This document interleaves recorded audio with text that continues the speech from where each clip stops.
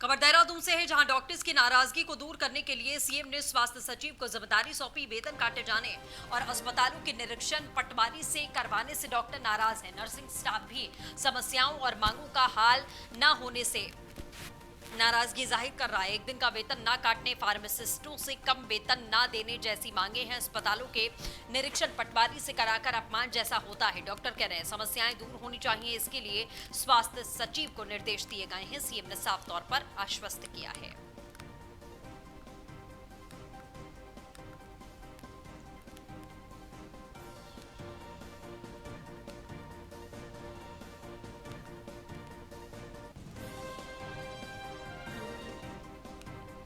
Doctors की नाराजगी को दूर करने के लिए सीएम ने स्वास्थ्य सचिव को जिम्मेदारी दी है। वेतन काटे जाने और अस्पतालों के निरीक्षण पटवारी से करवाने से डॉक्टर नाराज हैं। नर्सिंग स्टाफ भी समस्याओं मांगों को लेकर अड़ा हुआ है।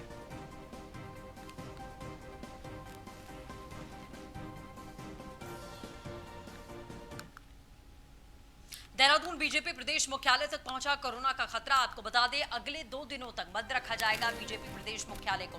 प्रदेश अध्यक्ष के पॉजिटिव आने के बाद भी सैनिटाइजेशन का काम किया जाएगा। देहरादून नगर निगम ने भी आज सैनिटाइजेशन के लिए बंद है। निगम में तैनात होमगार्ड का जवान पाया गया पॉजिटिव, जिसके बाद से कदम उठाया गया।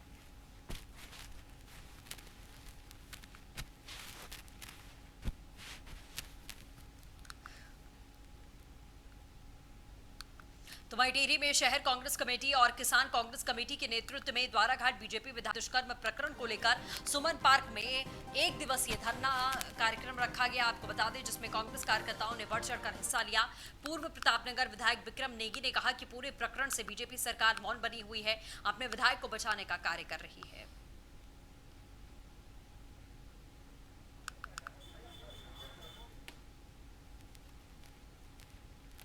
एक माह से ज़्यादा का समय हो चुका है। उत्तराखंड की वो सरकार जो कभी चाल, चरित्र, चेहरा, इन तमाम इश्यूज़ को लेकर जो है जनता के बीच में जाती है, आज द्वाराहाट विधायक के प्रकरण में भारतीय जनता पार्टी सरकार और संगठन का चाल, चरित्र, चेहरा समाज के सामने आ गया है। और ये अकेला कोई मामला नहीं है। पूर्व में आपने उनके प्रदेश महामंत्री का मामला देखा, 1 हफ्ते पहले आपने जो है महाराष्ट्र में उनके नेता का एक बड़ा मामला देखा। और जब द्वाराहाट की विधायक प्रकरण पर जो महिला है जिसने उन पर आरोप लगाया है, उसने कह दिया है कि मेरी बेटी का डीएनए टेस्ट किया जाए, मेरी जांच की जाए, तो क्या इससे बड़ा और कोई सबूत हो सकता है? खबर मसूरी से, जहां देहरादून मार्ग 15 घंटे से बंद है। गगलोगी पावर हाउस के पास में हुआ भारी भूस्खलन। लगातार पहाड़ी से आ रहे पत्थर और मलबे से परेशानी बढ़ गई है। मलबा पत्थर हटाने को लेकर प्रशासन को खासा परेशानी हो रही है। सड़क बंद होने से स्थानीय लोगों के साथ में पर्यटकों को भी दिक्कत हो रही है। देहरादून जाने के लिए जान को जोखिम में डालकर लोग आ रहे हैं। मसूरी, झड़ीपानी, कोलू खेत मार्ग से वाहनों को उतार कर जा रहे हैं।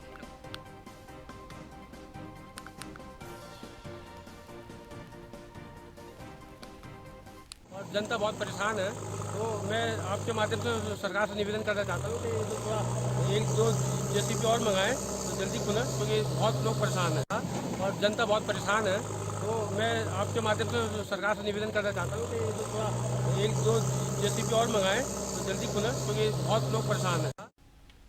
मसूरी देहरादून मार्ग पर लगातार हो रहे भूस्खलन से लोगों को परेशानियों का सामना करना पड़ा। मसूरी देहरादून मार्ग चूना खाली के पास में भूस्खलन आने के बाद मार्ग बंद हो गया। वहीं दूसरी ओर मसूरी देहरादून मार्ग गलोगी पावर हाउस के पास भी भूस्खलन के बाद काफी देर तक बंद रहा। लोक निर्माण विभाग के द्वारा जेसीबी के माध्यम से सड़क पर आए मलबे और पत्थर को हटाया गया। 2 घंटे के बाद सड़क को यातायात के लिए सुचारू किया गया।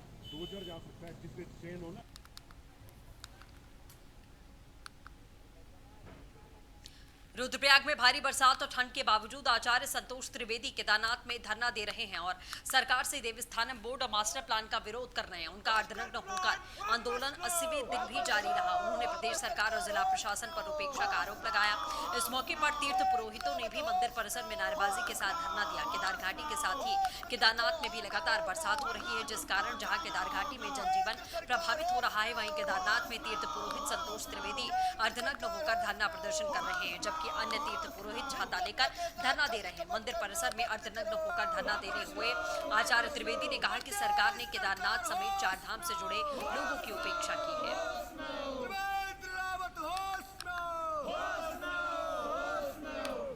बाबा केदार में केदारधाम से आचार्य संतोष त्रिवेदी लगभग 3 माह पूरा होने पर आया हुआ है।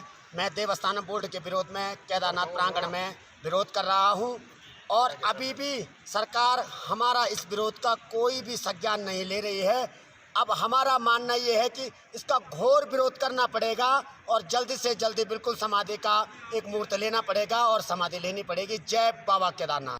तीर्थ पुरोहित समाज के धरने के संबंध में हमारे द्वारा एक बार उनके प्रतिनिधि मंडल से वार्ता अभी तक की गई है, जिसमें मुख्य रूप से देवस्थानम बोर्ड के विरोध में उनकी मांग थी और मास्टर प्लान को लागू किए जाने के संबंध में विरोध की मांग है। देवस्थानम बोर्ड का मामला अभी वर्तमान में कोर्ट और शासन के स्तर पर है, तो इस संबंध में जिला प्रशासन के स्तर से निर्णय नहीं लिया जाना है। साथ ही मास्टर प्लान को लागू करने का निर्णय भी सम्यक विचार के उपरांत शासन के स्तर पर लिया गया है। मास्टर प्लान के संबंध में तीर्थ पुरोहितों के साथ जो वार्ता हुई है, उसमें उनका भूमिधरी अधिकार दिए जाने का इशू प्रमुखता से उनके द्वारा रखा गया था, जिसमें सचिव राजस्व को हमारे स्तर से यहाँ से एक रिपोर्ट भेज दी गई है। शासन उसमें शीघ्र ही निर्णय लेने।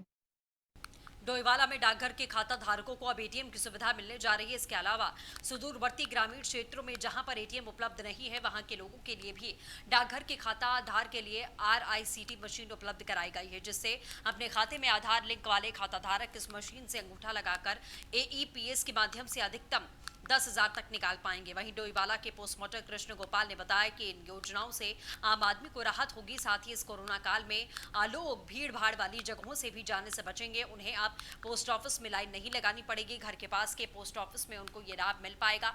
डाकघर के खाता धारकों को एटीएम की इस सुविधा सुदूरवर्ती ग्रामीण क्षेत्रों में भी एटीएम सुविधा उपलब्ध होगी। RICT ने उपलब्ध कराई है मशीनें।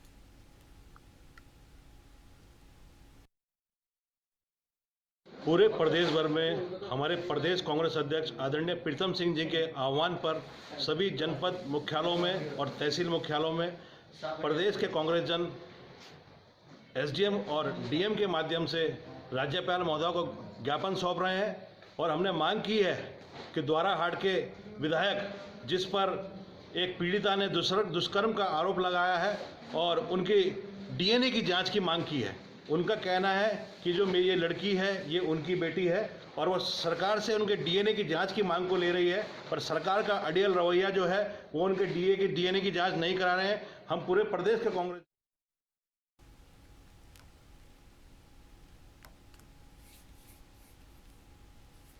सहयोगी महेंद्र हमारे साथ में जुड़ चुके हैं। महेंद्र, क्या कुछ जानकारी इस खबर को लेकर? देखिए, आज से पहले जो होता था बैंकों में ही ATM हुआ करते थे, लेकिन सुदूरवर्ती अगर हम क्षेत्रों में देखें तो वहां पर केवल पोस्ट ऑफिस के अलावा और कई अन्य कोई बैंकिंग सुविधाएं नहीं थी। इसलिए अब जो प्रधानमंत्री की डिजिटल इंडिया स्कीम है उसके तहत जो पोस्ट ऑफिस है उनको भी CVS से जोड़ दिया गया है, जिससे कि अब पोस्ट ऑफिस के खाता धारकों को भी अब ATM दिया जा रहा है, जो किसी भी ATM से वह अपना पैसा निकाल पाएंगे। इसके अलावा जहां पर सुदूरवर्ती गाँव में जहां पर ATM उपलब्ध नहीं है वहां पर RICT मशीनें पोस्ट ऑफिस में उपलब्ध कराई गई हैं, जिसमें आदमी अपना अंगूठा लगाकर AEPS सिस्टम के तहत अधिकतम 10,000 रुपए निकाल पाएगा, जिससे कि यकीनन ग्रामीण क्षेत्रों में अधिक लाभ मिलेगा लोगों को। चलिए, शुक्रिया बहुत अपडेट के लिए।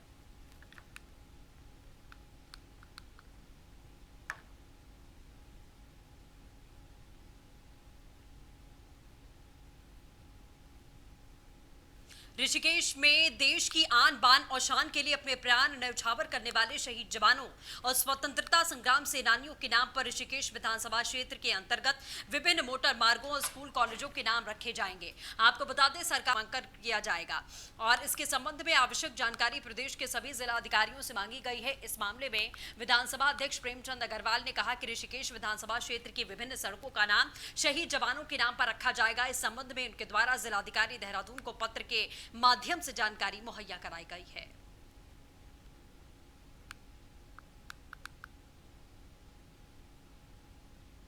उत्तराखंड जो देवभूमि है और वीरों की भूमि के रूप में भी हम इसको जानते हैं, और जिस प्रकार से कोई भी युद्ध रहा हो, हमारे प्रदेश के अनेकों ऐसे जाबाजों ने हर युद्ध में अपनी शहादत दी है। और मैं सरकार का धन्यवाद कर रहा हूँ जिन्होंने उन अमर शहीदों के याद में, उनकी याद चिरस्थायी रहे, पुण्य स्मृति में लोग उनको याद रखें, उसके लिए सड़कों का और परियोजनाओं का जिस प्रकार से नामकरण करने की घोषणा की है, तो मैं धन्यवाद दे रहा हूँ सरकार का।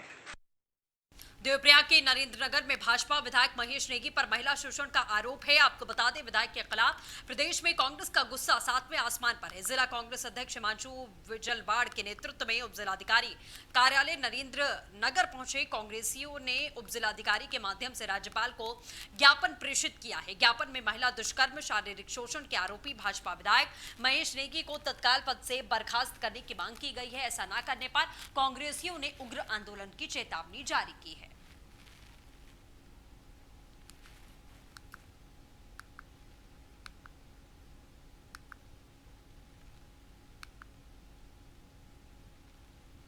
चमोली के कर्णप्रयाग विकासखंड में आमसोड़ सेरागाड़ पुल निर्माण में कार्यों में हो रही देरी से आक्रोशित उत्तराखंड क्रांति दल ने नाराजगी जाहिर की है, जिसके चलते उत्तराखंड युवा क्रांति दल के कार्यकर्ताओं ने पुल के समीप विरोध जताते हुए प्रदर्शन कर रहे प्रदर्शनकारियों ने जल्द ही पुल निर्माण करने की मांग की। क्रांति दल ने कहा है कि विगत एक दशक पूर्व स्थानीय ग्रामीणों को सड़क सुविधा से जोड़ने के लिए सेरागाड़ आमसोड़ पुल की स्वीकृति प्रदान की गई थी, लेकिन लोक निर्माण विभाग के सुस्त रवैये के चलते आज तक पुल निर्माण का कार्य नहीं हो पाया। कार्यकर्ताओं ने कहा कि यदि जल्द ही पुल का निर्माण कार्य नहीं पूरा हुआ तो उग्र आंदोलन होगा। पुल निर्माण कार्यों में निर्माण विभाग सुस्त पड़ा है। उत्तराखंड युवा क्रांति दल ने नाराजगी जाहिर की है। जल्दी बनाओ, भ्रष्टाचार मिटाओ। कम से कम 4 से 5 ठेकेदारों ने इसे बार-बार बनाने की कोशिश की। ये पुल रुद्रप्रयाग स्थित आपको बता दें, मुख्य बाजार में नए पुल का विधिवत उद्घाटन कर दिया गया। राष्ट्रीय राजमार्ग खंड श्रीनगर डिवीजन के तहत में पुल का आरसीसी डेवलपर्स लिमिटेड कंपनी ने 6.5 महीने में पुल का निर्माण किया। पुल पर वाहनों की आवाजाही को हरी झंडी दी गई। पुल निर्माण से जनता ने राहत की सांस ली है। पिछले कई महीनों से जनता पुल निर्माण का इंतजार कर रही थी। पुल निर्माण होने से बस अड्डे से आवागमन भी बंद हो गया। केदारनाथ और बद्रीनाथ यात्रा पर जाने वाले तीर्थ यात्रियों के साथ ही चमोली जनपद के लोगों को भी राहत मिलेगी।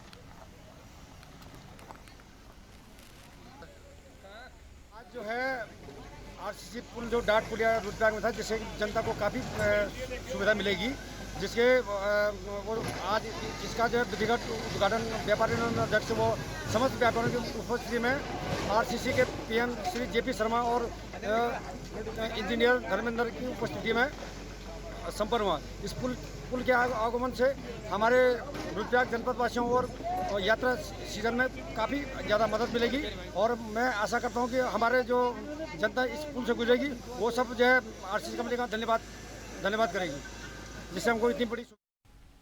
ऋषिकेश में कल से खुलेंगे नीलकंठ महादेव मंदिर के द्वार। लॉकडाउन के बाद से बंद हुए नीलकंठ महादेव मंदिर के कपाट लंबी अवधि के बाद में 1 सितंबर को श्रद्धालुओं के लिए खुलने जा रहे हैं। श्रद्धालु अब नीलकंठ के दर्शन कर पाएंगे। इसको लेकर नीलकंठ महादेव मंदिर के परिसर में मंदिर समिति से जुड़े पदाधिकारियों और व्यापारियों के बीच में बैठक हुई। बैठक में आपसी विचार विमर्श के बाद में मंदिर समिति ने फैसला किया कि श्रद्धालुओं के दर्शन को मंदिर के कपाट 1 सितंबर से खोल दिए जाएंगे। मंदिर के पुजारी ने बताया कि मंदिर में प्रवेश करने से पहले सोशल डिस्टेंस और सैनिटाइजेशन की पूरी व्यवस्था मंदिर में की गई है। वहीं श्रद्धालुओं को मास्क पहनकर ही मंदिर में प्रवेश करने की इजाजत होगी।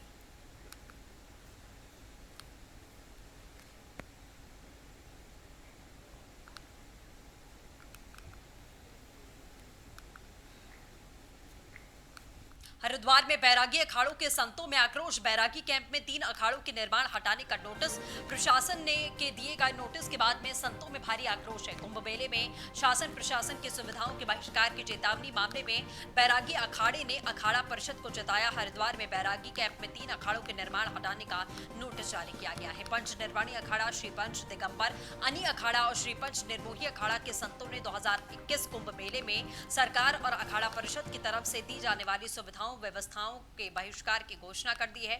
इतना ही नहीं, संतों ने राज्य सरकार से नोटिस वापस लेने की मांग भी की है। ऐसा न करने पर कुंभ मेले के शाही स्नान के बहिष्कार करने का विचार करने की बात कही गई। आपको बता दें, 2010 के कुंभ में इन तीनों अखाड़ों ने बैरागी कैंप में दी गई सिंचाई विभाग की भूमि, मंदिर और कुछ अन्य निर्माण किए हुए हैं। 2021 कुंभ मेले के लिए प्रशासन ने इन निर्माणों को हटाने के लिए नोटिस जारी किया, जिससे इन अखाड़ों के संतों में रोष पैदा हो और अब वो सरकार से इस कार्रवाई को रोकने की मांग पर अड़े हैं। श्री पंच निर्मोही अखाड़े के श्री महंत धर्मदास महाराज का कहना है कि सरकार की तरफ से जो हमें नोटिस भेजा गया, हम सरकार से मांग करते हैं कि वो इस मामले पर विचार करके हमारी अनादिकाल की परंपरा के मुताबिक कार्य करें। अगर हमारी मांग न मानी गई तो हम मेले में प्रशासन की तरफ से जाने वाली कोई भी सुविधा नहीं लेंगे। हम सरकार के जो नोटिस भेजा है, तो नोटिस तो सरकार के आदमी लेकर के आ रहा है, कर रहा है। तो मैं सरकार से मांग करता हूं कि जल्द इस पर गहन विचार करके जो अनादिकाल के परंपरा हम लोगों के चला आ रहा है, उस परंपरा को निर्वाहन किया जाए। नहीं निर्वाहन किया जाएगा, अधिकारी प्रशासन के तो हम जब अधिकारी से प्रशासन से कुछ सुविधा नहीं लेंगे तो बहिष्कार नहीं भैया। हम सुविधा ही किसी को कुछ नहीं लेना चाहते हैं, वो अपना आए करे। इस विषय के हमको उनका के कोई न पैसा के कोई हमारे आवश्यकता है, न सरकार के कुछ। पहले तो हमारे जहाँ पर वहाँ पर पैसा के कोई खाए के देने रहा है। साधुओं के आए के रुकने के जगह बनाने के लिए, तीर्थ यात्रियों के रहने के सुविधा बनाने के लिए सरकार कर रहा है। हम जो है जितनी भी अभी तक मीटिंग हुई, मैं मुख्यमंत्री, माननीय यहाँ जो शहरी विकास मंत्री हैं, सभी अखाड़ा परिषद के लोगों को भी मैंने बोला कि हमारे वैष्णव के साथ बेइंसाफ़ी हो रही है। आप लोग कुंभ मेला की अगर जो है बात करते हैं तो कुंभ मेला जो है यह परंपरा और धर्म से जुड़ा हुआ, इनकी एक आरक्षित भूमि होना चाहिए। बैरागी कैंप में जो है जितना अतिक्रमण है वो हटना चाहिए। बाद में जो जगह जहाँ वैष्णव अखाड़े पड़ते हैं वहाँ स्थायी भूमि होना चाहिए, कागज में भी और फील्ड में भी। ये हमारी शुरू से मांग रही है। ये सरकार के लिए सवाल है, ये साधु समाज के लिए सवाल है। ये लोग धर्म के साथ, परंपराओं के साथ छेड़खानी कर रहे हैं। प्रशासन की व्यवस्थाओं और कार्यों का हम लोग बहिष्कार करते, जरूरत आएगा तो कुंभ मेले का भी बहिष्कार करेंगे और प्रशासन की हर एक मीटिंग को जो है बर्खास्त करेंगे, क्योंकि प्रशासन हमारे साथ बेइंसाफ। जो नोटिस प्रशासन ने दिया है, हमने उसको जवाब देने की बजाय प्रशासन से ये कह दिया कि आपको जो कुछ करना है सो करिए। हमारी आज परंपरा के अनुसार बैरागी कैंप है, हमारी इसके विषय में 2 मांग हमने रखी है जिस समय से ये मीटिंग शुरू हो रही है। एक तो इसको जो बैरागी कैंप की ज़मीन है इसको आरक्षित किया जाए और दूसरे तीनों ही अखाड़ों की स्थायी यहाँ निवास बनवाया जाए। लेकिन हम ना तो प्रशासनिक सुविधाएँ लेंगे, ना प्रशासनिक मीटिंग लेंगे, प्रशासनिक कोई सेवा नहीं लेंगे। जब हमारा मूल काम नहीं कर पाएंगे तो हमको फिर क्या करना? अपना कुंभ करना, साधु साई अपने तम्बू डाल देंगे, रोटी पानी बनाएंगे, पूजा करेंगे, अपने भजन ध्यान करेंगे, अपने स्नान करेंगे। प्रशासन से जो पौड़ी जिले में राज्य बनने के बाद से ही जिला मुख्यालय का विकास आधार पर लटका हुआ है। आपको बता दें, मुख्यालय होने के बावजूद भी पौड़ी आज भी विकास की राह ताके हुए है और इसी को देखते हुए आज नागरिक कल्याण मंच पौड़ी ने शहर की समस्याओं को लेकर एक बैठक का आयोजन किया, जिसमें पौड़ी की समस्याओं को हल करने के लिए मंथन किया गया। बैठक में निर्णय लिया गया कि इन समस्याओं से महिलाओं और छात्रों को जोड़कर आंदोलन किया जाएगा कि किस तरीके से पौड़ी को विकास की राह में ले जाया जा सके। इसके साथ ही शहर की समस्याओं को हल करने के लिए कार्य योजना भी बैठक में बनाई गई। आज जो प्रेस वार्ता की गई उसमें जो हमारी मूलभूत जो जन समस्याएं हैं उनका निराकरण जिला स्तर पे जो नहीं हो पा रहा है, तो हमें यहाँ पे किसी अधिकारी व्यक्तिगत विशेष का विरोध न करते हुए नीति का विरोध करने के लिए हम यहाँ पे एकजुट हुए हैं और हमारी जो समस्याएं हैं उनका निराकरण ही दिया अभी तक नहीं। ये जो बंदरों की समस्या, सबसे बड़ी समस्या बंदरों की है, क्योंकि ये बच्चों को भी और महिलाओं को भी बहुत ज़्यादा परेशान कर रहे हैं। इसलिए हमारा प्रथम दृष्टिकोण हमारा वन विभाग में जाने। खबर नैनीताल से, जहां बीजेपी विधायक महेश नेगी पर यौन शोषण का मामला, विधायक पर एक महिला ने लगाया यौन शोषण का आरोप। मामले में नैनीताल हाईकोर्ट में महिला की याचिका पर सुनवाई। हाईकोर्ट ने विधायक और महिला के बीच में व्हाट्सएप चैट का विवरण मांगा। महिला ने पुलिस पर विधायक के दबाव में एफआईआर नहीं दर्ज कराने का भी आरोप लगाया।